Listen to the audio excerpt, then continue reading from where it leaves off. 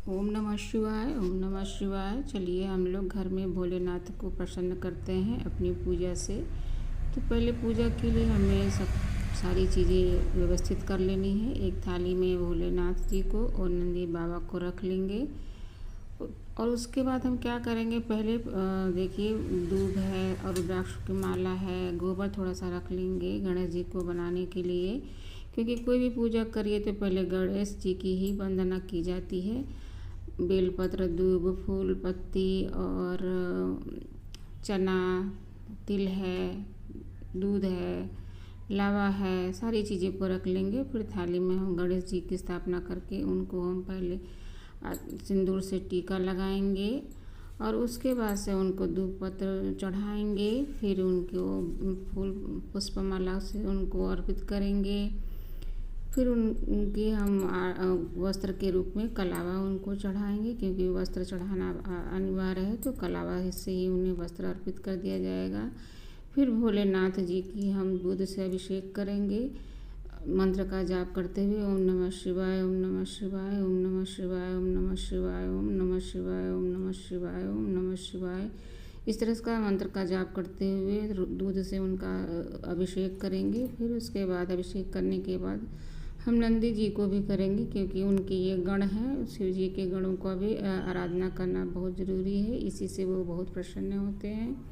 इस तरह से दूध से अभिषेक करने के बाद फिर हम आगे पूजा उनकी कैसे करेंगे। उनको बेलपत्र, देखिए भोलेनाथ तो थोड़े से ही प्रसन्न हो जाते हैं, उन्हें बहुत पूजा अर्चना से की लालसा नहीं रहती है। तो बेलपत्र उनको भांग धतूर भी चढ़ाएंगे, दूब भी अर्पित करेंगे। उसके बाद से उनको हम देखिए फूल की वर्षा करेंगे, क्योंकि ये पुष्प उनको पुष्प में देखिए सफ़ेद अपराजिता उनको बहुत पसंद है और नीला भी, दोनों अपराजिता उन्हें प्रिय है। फिर थोड़े थोड़े चने से उन पर अर्पित करेंगे।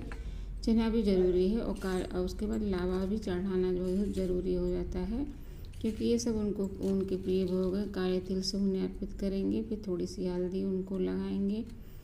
देखिए पूजा अपने दिल से होनी चाहिए बंधुओं, आत्मा से होनी चाहिए। भोलेनाथ जी से प्रसन्न होते हैं, क्योंकि भोलेनाथ जी को देखिए 2 दाना चावल भी चढ़ा दीजिए तो भी वो प्रसन्न हो जाएंगे। उन्हें भाव पसंद है, थोड़े से ही वो प्रसन्न हो जाते हैं। इसीलिए उन्हें क्या कहते हैं, हम भोले बाबा कहते हैं। अब हम उनको टीका लगा देंगे, चंदन से उनको टीका लगा देंगे, क्योंकि ये भी बहुत ज़रूरी है। सारी चीज़ें ज़रूरी है। नंदी बाबा की भी पूजा जरूरी है कि शिव भोलेनाथ को प्रसन्न करना है, तो भोलेनाथ के परिवार को प्रसन्न करना ज़रूरी है, जिसमें से गणेश जी हैं, नंदी हैं, उनके जो आसपास के लोग हैं उनको प्रसन्न करना बहुत ज़रूरी है। फिर रुद्राक्ष की माला उनको अर्पित कर देंगे, क्योंकि देखिए ये सारी चीज़ें पूजा में होनी बहुत ज़रूरी है। पूजा हम मन से मनोभाव से करें। हमारे पास अगर कम साधन है, कम हमारे पास सामान है, तब भी भोलेनाथ प्रसन्न हो जाते हैं, क्योंकि उन्हें एक ही चीज़ है कि मुझे कोई दिल से पुकारे, कोई श्रद्धा भाव से मेरी पूजा अर्चना करे तो मैं प्रसन्न हो जाता हूँ। तो लगातार आप ओम नमः शिवाय, ओम नमः शिवाय का जाप करते हुए उनकी पूजा अर्चना करें। फिर हम आरती करेंगे। ओम नमः शिवाय उनका आरती जो होता है, पूरा आरती आप गा के उनका आरती करिए, क्योंकि आरती विशेष महत्व है। हर पूजा में आरती का विशेष महत्व होता है। मनोभाव से हम आरती करेंगे, ताली बजा के, घंटी बजा के। फिर धूप बत्ती उन्हें हम दिखाएंगे, क्योंकि धूप बत्ती भी ज़रूरी है। पूजा में छोटी छोटी चीज़ों का विशेष ध्यान रखना ज़रूरी हो जाता है, क्योंकि छोटी छोटी चीज़ें ही हमारे हर गलतियों को रोकती है। फिर उनको मीठा अर्पित करेंगे। आप कुछ भी अर्पित कर सकते हैं उनको, मीठे में जो उनको पसंद है, मिश्री पसंद है, आपके पास जो व्यवस्था हो। क्योंकि देखिए भगवान भोलेनाथ ये नहीं देखते हैं कि आप हमको कितना बड़ा चढ़ावा चढ़ा रहे हैं, वो बस हमारी श्रद्धा भावना को देखते हैं। आप हम कैसे पूजा अर्चना कर रहे हैं, मेरे मन में क्या उनके प्रति भावना है, ये भोलेनाथ जी को बहुत प्रसन्न रहता है। इसीलिए वो भोले बाबा कहलाते हैं। इतने बड़ी इनकी महिमा है, विषधारी है। फिर हम उनसे प्रार्थना करेंगे, प्रभु हमारी पूजा में जो गलती हो रही है उसे आप हमें क्षमा करें, क्योंकि मैं अज्ञानी हूँ, मुझे कुछ भी ज्ञान नहीं है, मैं अज्ञानता से भरी हूँ। आपको हर चीज़ की जानकारी है। यदि पूजा त्रुटि में कहीं हमसे गलती होती तो प्रभु क्षमा करें। मैं यथाशक्ति आपको अपनी यथाशक्ति मैं आपको पूजा अर्चना कर रही हूँ। जो मुझसे चूक हो जाती है उसे आप मुझे बिल्कुल क्षमा कर दीजिएगा। हमारी पूजा को स्वीकार करें प्रभु, हमारी पूजा को स्वीकार करें। ऐसा करते हुए हम गंगा जल से उन्हें आचमन देंगे, क्योंकि गंगा जल कभी विशेष महत्व की उन्होंने गंगा जल को अपने शीश पर धारण करके उन्हें विशेष स्थान दिया है। तो गंगा जल हम उसे उनको आचमन देते हुए ये प्रतिज्ञा लेंगे, प्रभु मैं यथाशक्ति आपकी पूजा की जो भी हमसे त्रुटि हो जाती है उसके लिए आप हमको क्षमा कर दीजिए प्रभु।